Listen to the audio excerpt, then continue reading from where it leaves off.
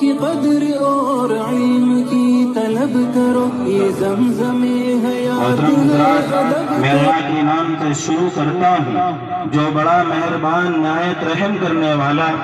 ایمان عطا کرنے والا، جان کو وجود بخشنے والا، ہر شے کا خالق و مالک ہے، جو برتر و بالا تمام خوبی اور تعریفوں کا تمام تر مستحق ہے، جن کی ذات ہر چیز سے بے نیاز اور پاک بے عیب ہے، جو زبان کو قوت گویائی عطا کرنے والا ہے، ماں باپ سے زیادہ مخلوق سے محبت کرنے والا ہے، وہ اس عالم الغیب ہے، وہ اس پر ایک ذرے کا علم بھی چھپا ہوا نہیں ہے، اس لیے کہ اس کے نزدیک ظاہر و باطن برابر ہیں، اور دونوں جہاں اس کے علم کے دریا کا ایک قطرہ ہے، وہ آئندہ پیش آنے والے حالات سے باخبر ہے اور چھپے رازوں سے خوب واقف ہے۔ حضرت آدم علیہ السلام کی اولاد سے لے کر چرند پرند تک ساری مخلوقات اس کے حکم کی فرما بردار ہے، کسی کی ذات اس کی بندگی سے مستغنی نہیں ہے، اور جس نے بھی اس کی ذات و صفات کے بارے میں عقلی گھوڑے دوڑانے کی کوشش کی ہے، اس کی عقل کی کشتیاں غرقاب ہو گئی۔ تعریف اس خدا کی جس نے جہاں بنایا، تعریف اس خدا کی جس نے جہاں بنایا، کیسی زمین بنائی کیا آسماں بنایا۔ محترم دوستو، دیگر سیرت کے جلسوں اور اجتماع کی طرح آج کا یہ پروگرام بھی اپنا خاص ایک مقام اور وقار رکھتا ہے۔ محترم دوستو، پروگرام میں شرکت کی سعادت حاصل کر رہے ہیں شرکت کرنے والے تمام دوست و احباب، آپ کا آنا ہمارے لیے مبارک ہے، اور میں اپنے تمام ساتھیوں کو تہ دل سے شکریہ ادا کرتا ہوں۔ مجھے امید ہی نہیں بلکہ یقین کامل ہے کہ آپ حضرات ہمارے پروگرام کو کامیاب بنانے میں ہم سب کا ساتھ دیں گے۔ میں اپنے اس ادارے کے اسٹاف کا بھی شکریہ ادا کرتا ہوں کہ انہوں نے اس پروگرام کے لیے قیمتی موتی، ہیرے جواہرات چنے ہیں، اور انہوں نے اس پروگرام کو کامیاب بنانے کے لیے کافی محنتیں کی ہیں، اور اسی طرح باہر سے تشریف لائے ہوئے تمام سامعین حضرات کا، مہمانان اعظام کا شکریہ ادا کرتے ہیں کہ جنہوں نے اپنا قیمتی وقت نکال کر ہمارے اس ادارے میں تشریف لائے ہیں، ہم ان کا بھی شکریہ ادا کرتے ہیں۔ آج میری فہرست بڑی لمبی چوڑی ہے جو آج آپ حضرات کے سامنے اپنے خیالات کا، اپنے احساسات و جذبات کا اظہار کریں گے۔ انہوں نے جہاں سے جو موتی چنے ہیں اس کو بکھیرنے کی کوشش کریں گے۔ انہوں نے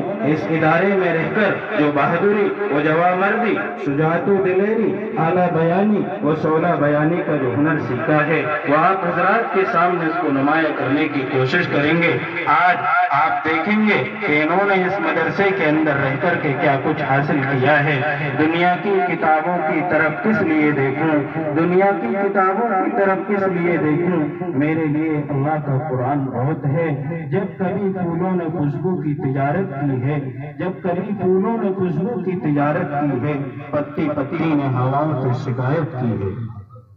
محترم حضرات، ہمارے اکابر کا یہ دستور رہا ہے کہ جب بھی وہ کسی دینی محفل اور مجلس کا انعقاد کرتے ہیں تو اس کا افتتاح تلاوت کلام اللہ سے کرنے کا اہتمام کرتے ہیں۔ تو چلیے دوستو، ہم بھی اپنے بزرگوں کے نقش قدم پر چلتے ہوئے اپنے اس پروگرام کا آغاز اس مقدس کلام کی تلاوت سے کریں جس کے ایک ایک حرف میں صداقت و حقانیت ہے جو کسی دوسرے کلام میں نہیں، جس کے حرکات و سکنات میں وہ گہرائی ہے جو کسی دوسرے کلام میں عنقا ہے، جس کی آیات میں وہ ارتباط و تعلق ہے جو کسی دوسرے کلام میں ناپید ہے، جس کے مفہوم و معنی میں فصاحت و بلاغت کا وہ گہرا سمندر ہے، جس کے سامنے بڑے بڑے چوٹی کے فصحا بلغاء نے سر تسلیم خم کر دیا، اور اسی پر بس نہیں بلکہ رہتی دنیا تک کے تمام انسانوں کو فَأْتُوا بِسُورَةٍ مِّن مِّثْلِهِ کا ایک زبردست چیلنج بھی دے دیا،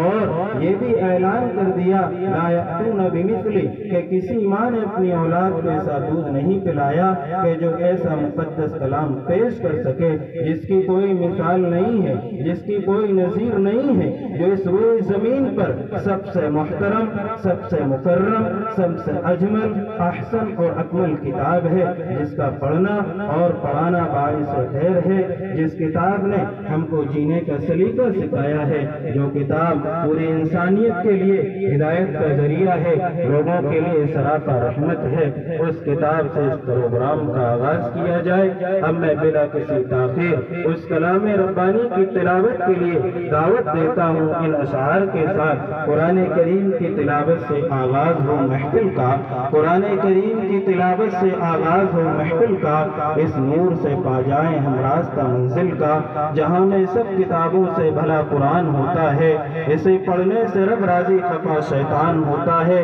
پڑھ دیا جب بھی کسی نے کچھ لکھا قرآن کا، گر پڑا تحت الثری میں قافلہ شیطان کا۔ دنیا کے شاعروں کا ایوان پڑھ کے دیکھو، پھر اس کے بعد رب کا قرآن پڑھ کے دیکھو، آنکھیں بھی ہوں گی روشن، دل بھی بنے گا گلشن، تم صرف ایک بار سورہ رحمان پڑھ کے دیکھو۔ یہ راز تو خود قرآن کھول رہا ہے، لہجے میں محمد کے خدا بول رہا ہے، بے زبانوں کو جب وہ زبان دیتا ہے، پڑھنے کو پھر وہ قرآن دیتا ہے۔ اے قول خدا قول محمد فرمان نہ بدلا جائے گا، بدلے گا زمانہ لاکھ مگر قرآن نہ بدلا جائے گا۔ اصلاح عالم کا اب سامان ہونا چاہیے، سب کا دستور عمل اب قرآن ہونا چاہیے۔ قرآن کریم کی تلاوت کے لیے میں دعوت دیتا ہوں